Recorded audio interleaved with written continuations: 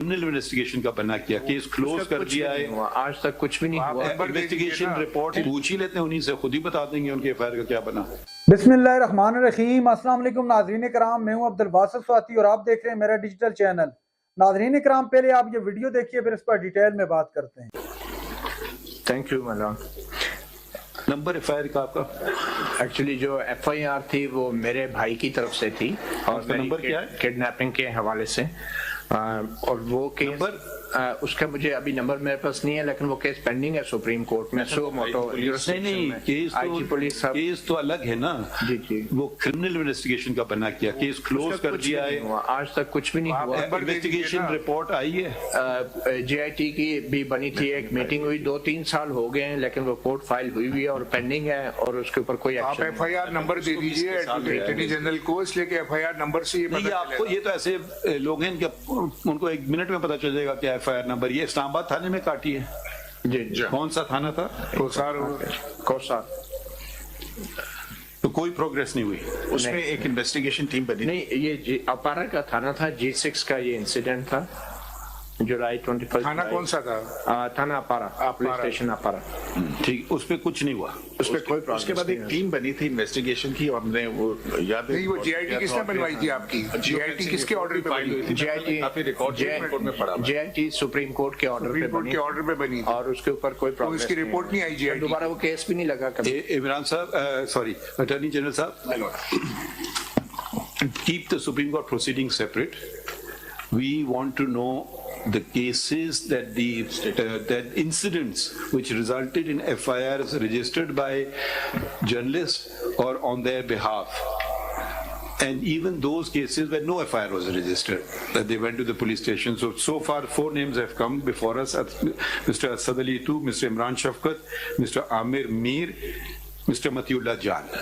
And we do, if a wishy-washy report comes, क्या क्या कुछ हुआ उसकी रिपोर्ट भी मंगवानी चाहिए। कौन सी?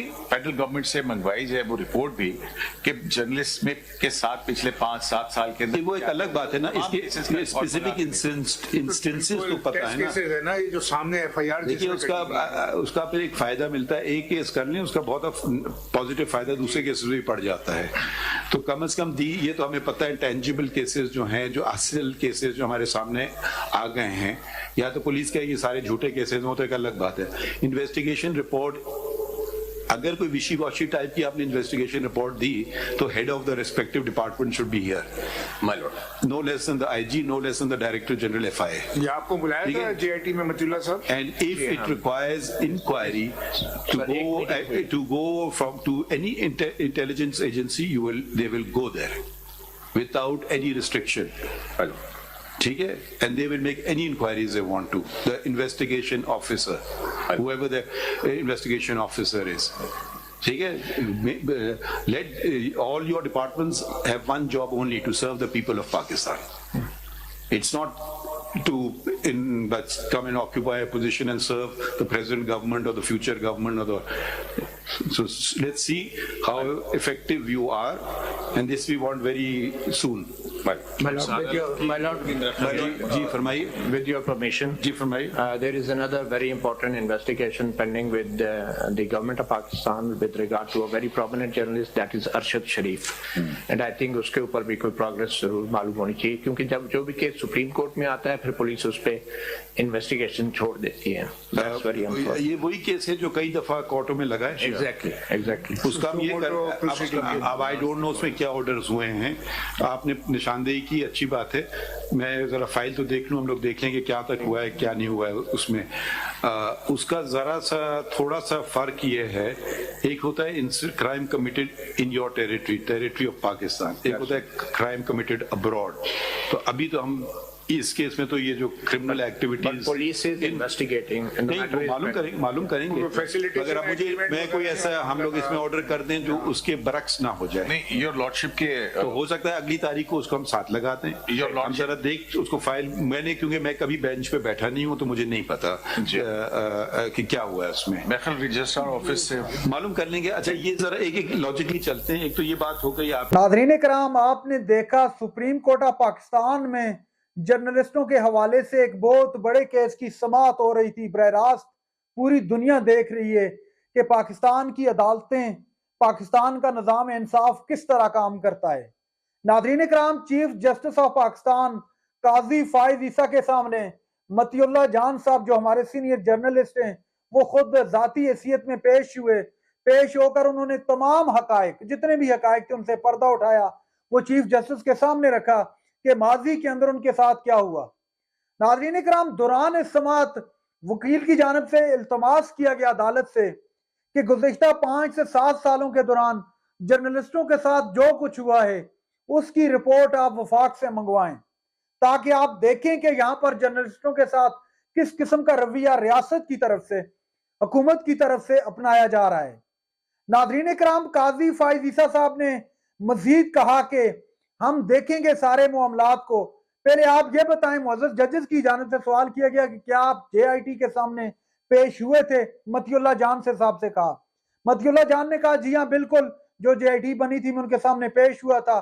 اس کے علاوہ ناظرین اکرام، صحافی کے لیے اس دور کے اندر سچ بولنا انتہائی مشکل ہو کر رہ گیا ہے، کیونکہ صحافی کا کام ہوتا ہے جتنی بھی بات ہو، جتنی اس نے سنی، جو اس نے دیکھا اور جتنی وہ اپنی طاقت کے ساتھ کھوج اس کی لگا سکتا تھا، اس رپورٹ کو تیار کیا اور عوام کے سامنے خوب بخو اسی طرح پیش کیا۔ پھر فیصلہ عوام کرتی ہے کہ اس میں کتنی صداقت ہے، کتنا جھوٹ ہے۔ لیکن ناظرین اکرام، یہاں پر صحافیوں کے لیے کبھی کبھار سچ بولنا انتہائی مشکل ہو جاتا ہے۔ وہ کسی سٹوری پر جب کام کرتا ہے، وہ فیلڈ میں جا کے اس چیز کو دیکھتا ہے، اس چیز کو پھر اس کے لیے ایک رپورٹ مرتب کرتا ہے، پھر اس کے لیے ایک ویڈیو تیار کرتا ہے، مکمل حقائق کے ساتھ پروف سامنے رکھتا ہے۔ جب اس رپورٹ کو، اس خبر کو بریک کرنے کا وقت آتا ہے، اوپر سے جب پریشر بن جاتا ہے، تو ایک صحافی کے لیے بہت مشکل وقت ہوتا ہے یہ فیصلہ کر پانا کہ وہ خبر بریک کرے یا وہ نوکری کو چھوڑ دے۔ یہ ایک صحافی سے بہتر کوئی نہیں جان سکتا کہ اس وقت وہ کتنے کرب سے گزرتا ہے۔ جب اس کی تمام محنت پوری ہو جاتی ہے، پھر اس کو ڈو اینڈ ڈائی والی سچویشن اس کے سامنے آ جاتی ہے، یا کرو یا نوکری چھوڑ دو۔ پھر صحافی کے لیے بہت ٹف ہوتا ہے فیصلہ کرنا۔ پھر وہاں پر سچ بولنے والا ایماندار صحافی اپنی نوکری کو تو چھوڑ دیتا ہے، لیکن اپنے پروفیشن کے ساتھ، اپنے مقام کے ساتھ غداری نہیں کرتا، بلکہ وہ ڈٹ کر کھڑا ہو جاتا ہے اپنے اس سٹانس پہ کہ میں نے یہ چیز رپورٹ کرنی ہے، میں نے یہ چیز عوام کے سامنے رکھنی ہے۔ پھر فیصلہ عوام نے کرنا ہوتا ہے کہ اس میں کتنی سچائی ہے اور کتنا جھوٹ ملوث ہے۔ ناظرین اکرام، اس دور کے اندر اگر اتنا بھی کام، یہ جو صحافیوں کے لیے آواز اٹھائی گئی ہے پاکستان کی سب سے بڑی عدالت سپریم کورٹ آف پاکستان میں، میرے خیال سے یہ بہت بڑا خوشائند اور بہت بڑا اچھا شگون ہے۔